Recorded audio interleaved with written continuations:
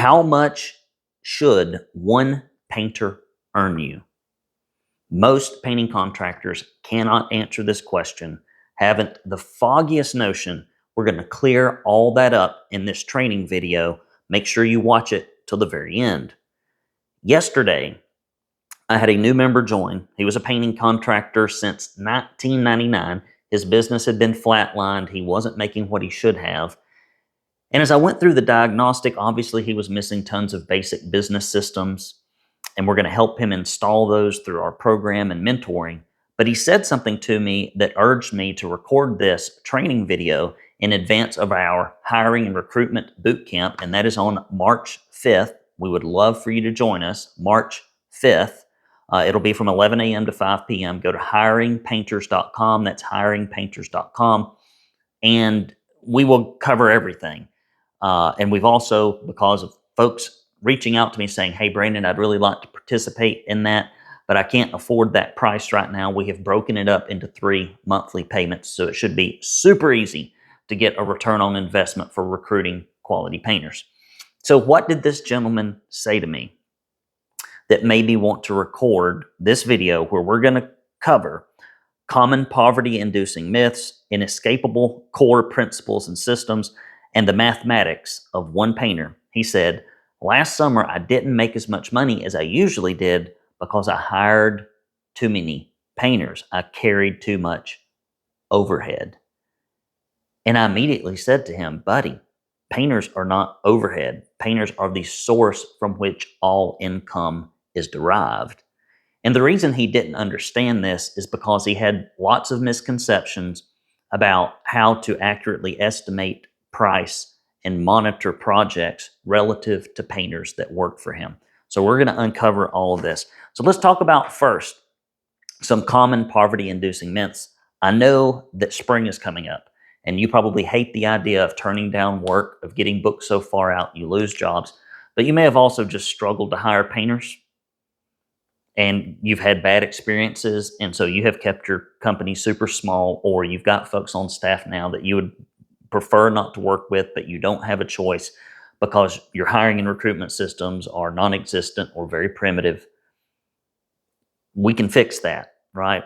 And if you're truly interested, go to hiringpainters.com before the boot camp ends. So here's some poverty-inducing myths. Number one is painters are overhead. This is not true. Overhead are things like gas, marketing, office staff, estimators, admin, those kinds of things. Things that you can't directly track as an expense to a job. Okay, that's what overhead is. Painters are not overhead. Here's another one. The magical number theory.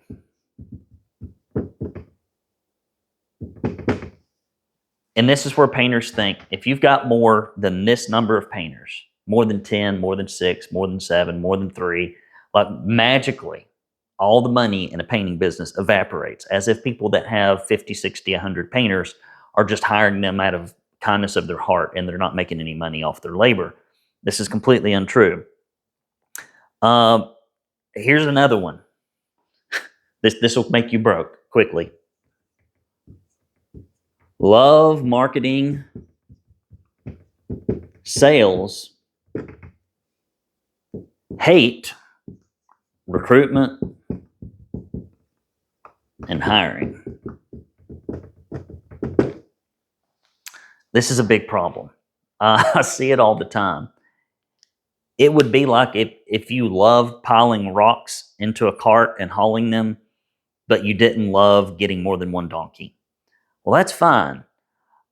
You can collect as many rocks as you want to, but if you've got a limited number of capacity to transport your load, you're not going to make any money. And it doesn't make any sense to be excited about marketing and sales, which is making sure that you've got demand for your services, but yet not to have any interest in increasing the capacity of your company. Increasing the capacity of your company is about the only way you can make money. Now, you can do better with what you have. I'm not saying that that's not the case. It's absolutely the case. But once you have done all the remedial basic changes in your painting business, which most of you would benefit from amazingly, there comes a point where you're like, okay, unless I bring on more painters, I can't earn any more money. And so the beauty is recruitment is just marketing and hiring is just sales. Recruitment and hiring, marketing and sales. It's just directed to a painter instead of a house owner or a building owner. Okay? Another one. This is poverty-inducing. Emotions over math. Painters have a lot of feelings. You wouldn't think it. Men, which are predominantly who painters are, not exclusively, but you think about most men, blue-collar men, they're not supposed to have a bunch of feelings. And maybe they don't about certain things. But when it comes to business, painters have these feelings about hiring people, but there's no rational mathematical basis for it. It's just a bunch of feelings. I have a feeling about hiring. I have a feeling about recruitment. Well, the problem is math doesn't care about your feelings. And when you go to deposit checks at the bank, there are numbers on there. Like if you put in the memo section, I feel wonderful today, they don't add 20, 30, 40%. They don't.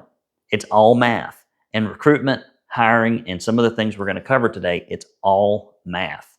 And so don't make hiring and recruitment decisions based on emotions when you should be thinking about the mathematics of bringing on additional painters. Because I think we're going to have good demand in 2025 compared to what we had in 2024. So you better be ready. It's going to be one of those situations, in my opinion, where the people that succeed in painting are not going to be the folks that are the best marketing and salespeople. It's going to be the folks that are the best recruiters and hirers. Because after a while, you reach a threshold with your capacity, and if you don't expand it, you're just stuck. So none of that stuff, okay? Get rid of this. All right, let's move on to the next thing, which is inescapable core principles and systems. So the first thing I want to talk to you about is what you do for a living. And you've heard me say this before. What you do is you buy wholesale and you sell retail. It's exactly what you're doing. You're buying labor hours from a subcontractor or a W-2 painter, and you're buying 2,000 labor hours a year. You're buying 100 labor hours here, 200 labor hours there, and you're reselling it to homeowners or business owners. And you use your management, sales, operations, admin skills to add value, and that's where the gross profit margins come from. It's your management value to the client, your sales and marketing value that allows you to charge more than what you actually pay the painters, okay? And so when you buy something wholesale and you sell it retail, what you're doing is you're buying and selling units. If you think about if you ran a grocery store, you would say, I got 56 apples. I got 47 oranges. You wouldn't just look at them and go, I got a pile of apples. How many are in the pile? I don't know. How much do we have? I don't know. How much do people buy? I don't know. It doesn't work. Okay, you've got to think about it in units. And the units you need to think about are gallons of paint primarily, and then units of labor. And the unit of labor that you are selling is by the hour. And you may say, and we'll get into this in a moment, we'll just do it right now, production rates.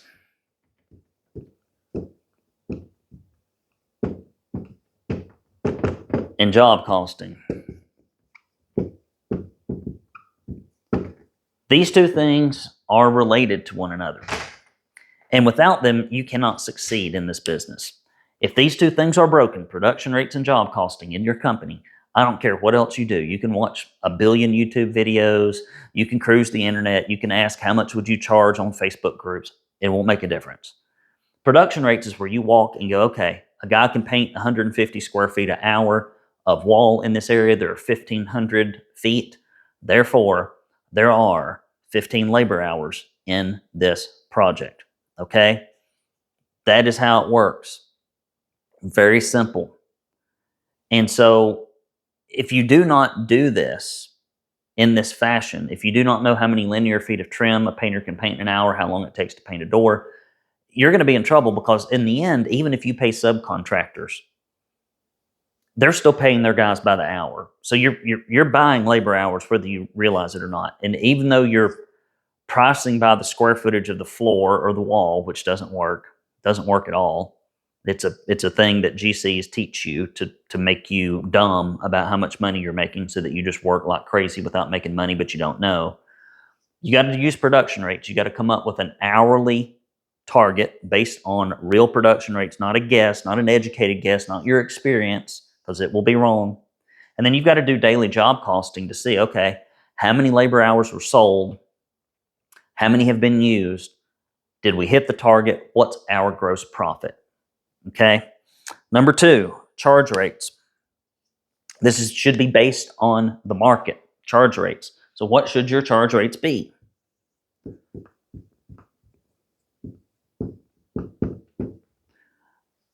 So your charge rates, in my opinion, if you're going to base them on the market, it looks something like this. Well, I'm going to get into that in a second. Is it okay? I'm going to keep moving. I'll get into the charge rates here in a second. Field controls. I'll come back to charge rates. Office controls.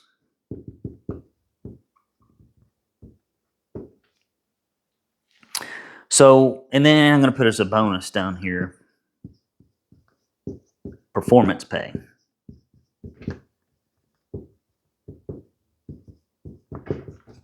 So, if you're going to hire and recruit painters, you're like, what does this have to do with hiring and recruiting painters? Everything.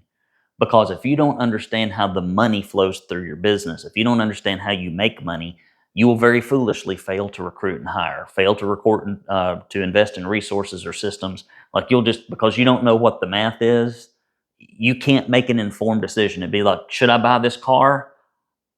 I don't know. What's the price of it? Well, we can't give you the price. Well, then you don't know if you should buy the car. And so if you don't understand the simple mathematics of running a painting business with these painters, it's not going to work, okay? Charge rates, that's how much you charge per hour to the end user. You need to know that number. You'd be amazed. Most people don't know it. Field controls, that is, how do you control the labor that's being consumed in the field? Do you have an ultimate crew leader packet, written scope of work, a checklist for standard operating procedures, how to close the project out, how to run the project, how to handle change orders, how to get customer satisfaction surveys, pick up payment, etc.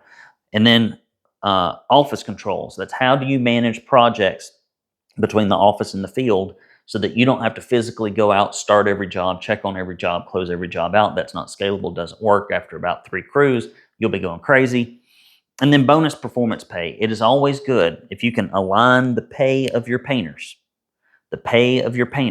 with their performance. If you pay people by the hour and they get that hourly pay, even if the job is just completely over budget and the budget is blown, that doesn't make any sense, right? You need to make sure that their pay aligns with your pay. Your pay and their pay in alignment. If it's not in alignment, then you're going to have trouble your entire career. So here are the basic fundamental prerequisites if you want to know how much one painter is worth. If you don't have these things in place, you're not going to have the checks and balances to be able to know this stuff, okay? So let's talk about simple mathematics. How much is one painter worth? All right. Now, again, this all assumes that you are allocating the right number of hours. If you're guessing, you're not going to be able to do that. If you're using unit pricing or square foot pricing, you're not going to be able to do that.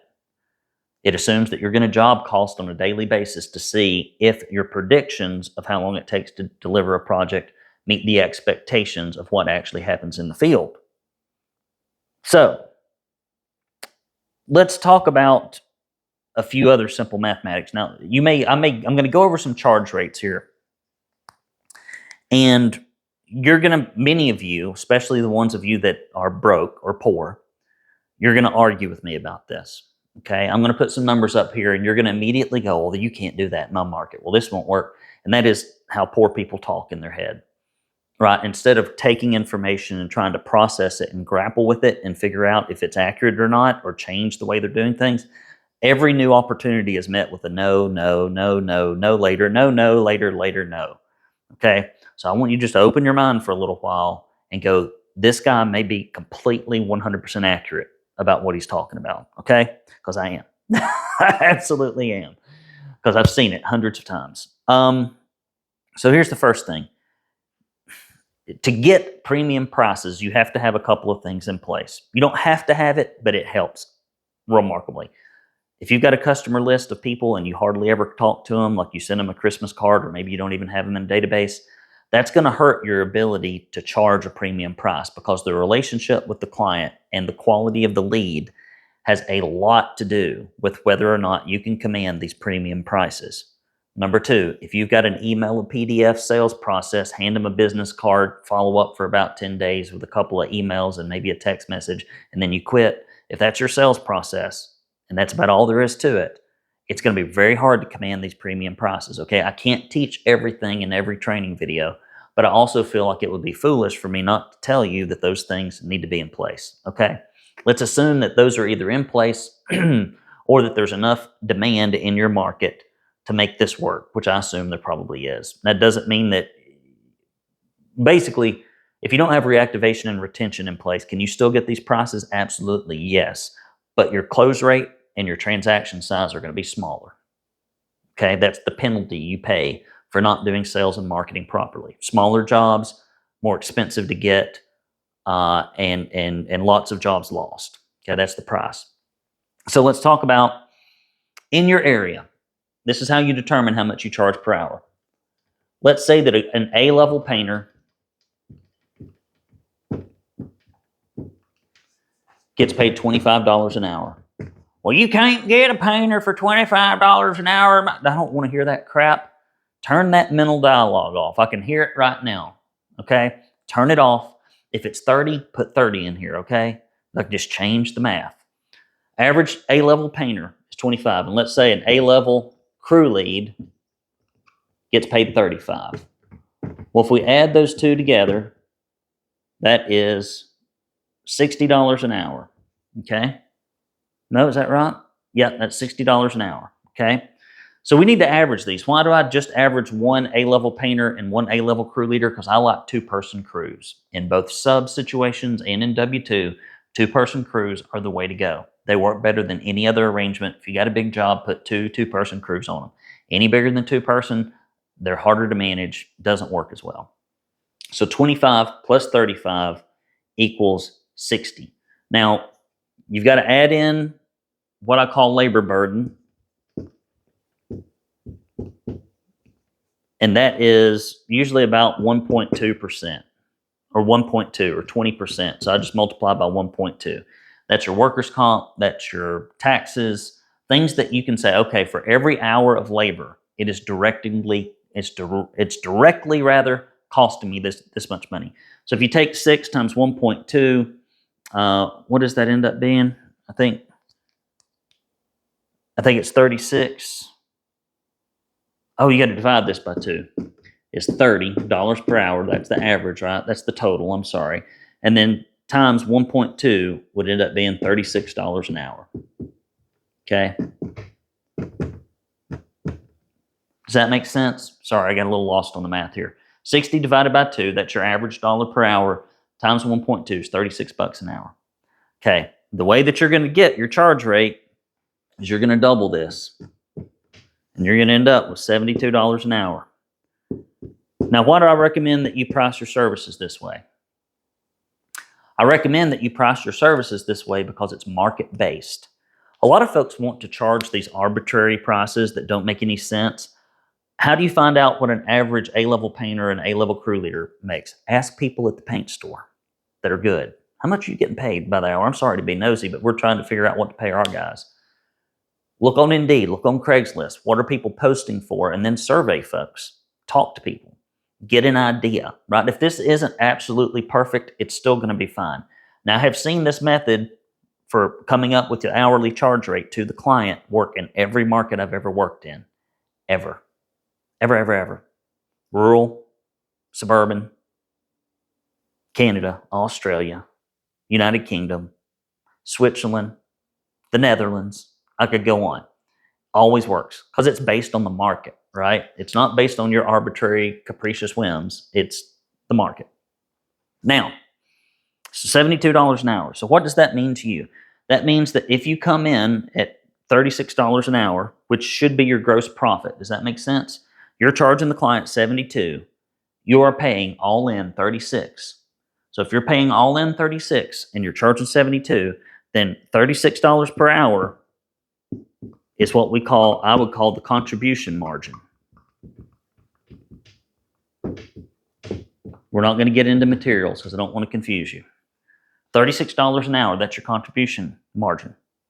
Okay? So if they work $40, if they work 40 hours per week, if they're W-2s, then that means you should be able to clear $1,440 in gross profits. And after break even, gross profits are darn near net profits, past break even. Okay, so this is a big number. Okay, and let's see that per month, every month's got about 4.2 weeks in it if you take out 2 weeks for holidays. So let's multiply this times 4.2. We're going to end up getting $6,048 per month. So that's how much it costs you to be down one painter. $6,048. Some of you, it may be $1,000 less. Some of you, it may be $1,000 more a month, depending on your charge rate and your market. Obviously, if you're in California, the prices are going to be higher. If you're in Tennessee, Alabama, North Carolina, South Carolina, Texas, maybe a little lower. Cost of living matters. But generally speaking, you can count on that. That's pretty darn accurate based on everything I see. And I see more than most. I see more than probably every human alive in the United States for painters, because this is what I do for a living all day long. And so one thing I'm constantly trying to teach our members is to think about opportunity cost. Not this thing costs $500, this thing costs $1,400, whatever the price is. No, how much does it cost me not to do something?